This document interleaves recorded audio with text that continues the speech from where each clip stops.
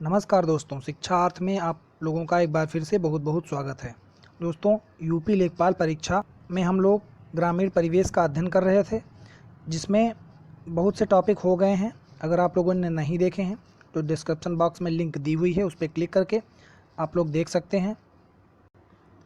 दोस्तों, यूपी लेखपाल में जो आज का टॉपिक है भू अभिलेखा, ये मोस्ट इम्पॉर्टेंट टॉपिक है। यहाँ से क्वेश्चन ज़रूर आने ही आने हैं, तो इसलिए ये वाला चैप्टर शुरू से आखिरी तक आप बहुत ही ध्यान से पढ़ें। तो दोस्तों, यूपी लेखपाल 2020 परीक्षा में ग्रामीण परिवेश का जो ये भू अभिलेखा वाला पार्ट है, इसको स्टार्ट करते हैं। तो भू अभिलेखा क्या होता है, आइए देखते हैं। तो लैंड रिकॉर्ड मैनुअल, जो लैंड रिकॉर्ड मैनुअल है, उसके पैरा 25 के अनुसार भूमि से संबंधित सभी प्रकार के दस्तावेज तैयार करना किसका कार्य होता है? जो लेखपाल होता है उसका कार्य होता है। लैंड रिकॉर्ड, भूमि से संबंधित, किसकी भूमि, कौन से नंबर की भूमि, जैसे खेत दिए होते हैं, छोटे छोटे से खेत, तो जैसे नंबर दिए होते हैं 3 नंबर, 4 नंबर, 5 नंबर या 3/2 का, इस तरह से जो दिए होते हैं, तो ये जैसे 3/2 ये किसकी भूमि है ना, ये वाली इनकी भूमि है, ये वाली इनकी भूमि है। तो इस तरह से जो ये नाम अलॉट होते हैं, ये लैंड रिकॉर्ड मैनुअल के पैरा 25 के अनुसार ये लेखपाल का कार्य होता है। अब अगला खसरा से संबंधित देखते हैं, खसरा क्या होता है। अब दोस्तों, खसरा जो होता है, खसरा होता है और एक खेतौनी होती है। तो सबसे पहले खसरा देखते हैं। खसरा में क्या होता है, एक किसान की मान लीजिए भूमि है, तो ये भूमि किस नंबर की भूमि है ना, वो सब अंकित होता है खसरा में कि जो ये किसान, मान लीजिए ये किसान है, इसकी ये भूमि है, तो ये किस नंबर की भूमि है, मान लीजिए 2.1 नंबर की भूमि है।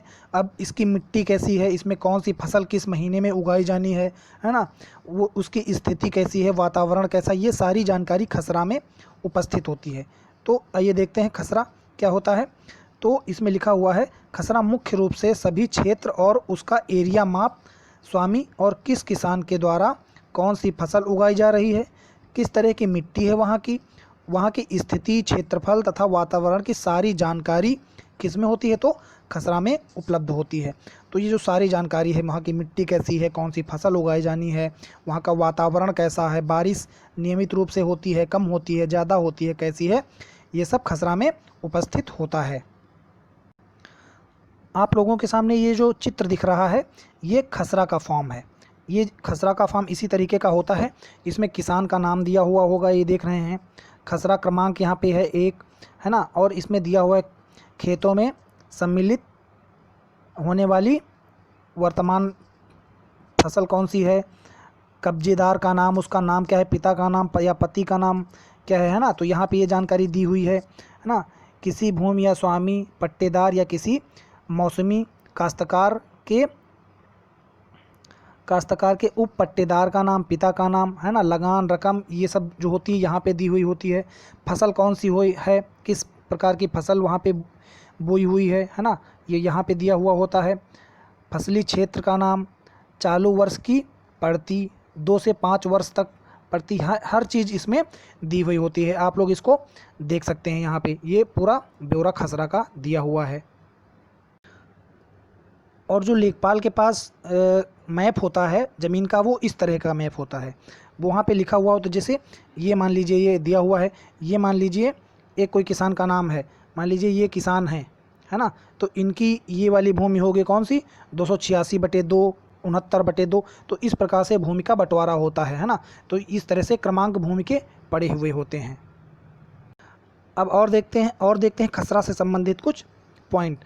यह एक प्रकार का दस्तावेज होता है जिसमें 12 खाने होते हैं। अभी आपने चित्र में देखा कितने खाने थे, तो चित्र में आप देख सकते हैं इसमें 12 खाने हैं। 1 2 3 4 5 6 7 8 9 10 11 और ये 12, तो इसमें 12 खाने होते हैं। इसको प्रतिवर्ष नवीनीकृत किया जाता है, हर वर्ष इसको अपडेट किया जाता है। इसको गांव का नक्शा भी कहा जाता है। अभी हमने दिखाया कि जो ज़मीन का नक्शा होता है, पट्टा ज़मीन का होता है, किस प्रकार से होता है, अभी आपने देखा। और इसमें क्या होता है, इसका प्रयोग गांव के खेतों या अन्य ज़मीन की इसका प्रयोग गांव के खेतों या ज़मीन की पट्टियों को कानूनी तौर पर स्वामित्व बताने के लिए किया जाता है। यह स्वयं अधिकार अभिलेखा भी होता है। ये जो होता है स्वयं अधिकार अभिलेखा होता है। अब दोस्तों खितौनी क्या होती है, खितौनी से संबंधित कुछ इम्पोर्टेंट फैक्ट देखते हैं। तो दोस्तों इसको उत्तर प्रदेश भू राजस्व अधिनियम की धारा 33 के अनुसार वार्षिक रजिस्टर कहा जाता है। किसको, जो ये खितौनी होती है इसको किसके अनुसार, उत्तर प्रदेश में जो भू राजस्व अधिनियम की धारा 33 है उसके अनुसार इसको क्या कहा जाता है, रजिस्टर। कौन सा रजिस्टर, वार्षिक रजिस्टर कहा जाता है। गांव के खसरे का प्रयोग करके व्यक्ति की ज़मीन की सूची बनाई जाती है। इसका प्रत्येक 5 वर्ष में नवीनीकरण होता है। इसका प्रत्येक कितने वर्ष में, 5 वर्ष में नवीनीकरण होता है। और खसरा का प्रतिवर्ष नवीनीकरण होता है। इससे क्वेश्चन पूछ सकता है। कितने 23 खाने होते हैं। आइए देखते हैं। ये आपके सामने खितौनी का एक चित्र दिया हुआ है। इसमें कुल ये जो खाने दिए हुए हैं यहाँ से यहाँ तक जो दिए हुए हैं इसमें 23 खाने हैं। खाते का ब्यौरा होता है। चालू और बकाया मांग मतलब कि जो भूमि जो होती है उस पर कर्जा होता है वहाँ पे सब अंकित होता है। वसूलियत, खजाने में जमा करने का ब्यौरा है ना, सारी चीज़ें जो होती हैं इसी खितौनी में दी हुई होती हैं। और यह लेखपाल के द्वारा तैयार की जाती है।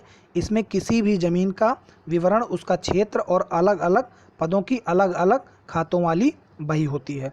अलग अलग खातों की क्या होती है, अलग अलग बही होती है इसमें। अब खेवट क्या होता है, यह जमींदार का एक रजिस्टर होता है। मतलब जिसकी ज़मीन होती है उसका एक रजिस्टर होता है। क्या, खेवट। उत्तर प्रदेश जमींदारी उन्मूलन एवं भूमि सुधार अधिनियम 1950 के तहत लागू होने के पूर्व प्रत्येक गांव के लिए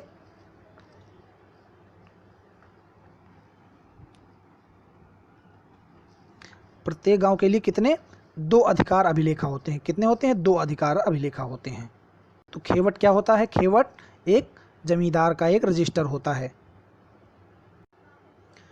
अब दोस्तों देखते हैं दाखिल खारिज क्या होता है। दाखिल खारिज में होता है, इसका अर्थ है वार्षिक रजिस्टर, अर्थात खितौनी में जोतदार का नाम व परिवर्तन। इसका अर्थ है वार्षिक रजिस्टर या फिर खितौनी में जोतदार के नाम में परिवर्तन इसको कहते हैं। जब कभी भूमि के कब्जे में परिवर्तन होता है तो दाखिल खारिज की प्रक्रिया होती है। जब कभी भूमि के कब्जे में मतलब जैसे मान लीजिए ये ज़मीन जो है हमारी ज़मीन है, हम किसी को बेच रहे हैं या फिर किसी के नाम दर्ज करना चाहते हैं, तो इसमें क्या होगा, इसके कब्जे में परिवर्तन जब होगा तो इसमें दाखिल खारिज की प्रक्रिया इसमें की जाती है। और ये जो गिरदावरी होती है, गिरदावरी में क्या होता है कि लेखपाल के द्वारा जो किसान खेत, मान लीजिए ये खेत है तो इसमें अब क्या हुआ, आलू की खेती होने वाली है। तो मान लीजिए आलू की खेती किसी किसान ने यहाँ पे की और यहाँ पे गेहूं की खेती की, है ना। तो लेखपाल के द्वारा सारा ब्यौरा रहेगा कि किस किसान के द्वारा उसके जितने खेत हैं वहाँ पे किस खेत में कौन सी फसल उगाई गई, है ना। ये सारा जो है ब्यौरा इसमें दर्ज हुआ होता है। किसानों ने अपने खेतों में कितने रकबे में कौन सी फसल की बुआई की है, यह जानकारी लेखपाल के द्वारा शासन के दस्तावेज में दर्ज की जाती है। तो दोस्तों ये था भू अभिलेखा। आप लोग कमेंट करके बताएं कि ये वाला चैप्टर आप लोगों को कैसा लगा। अगर अच्छा लगा हो तो लाइक करें, दोस्तों में शेयर करें और अगर नए हैं तो चैनल को ज़रूर सब्सक्राइब करें। बहुत बहुत धन्यवाद दोस्तों।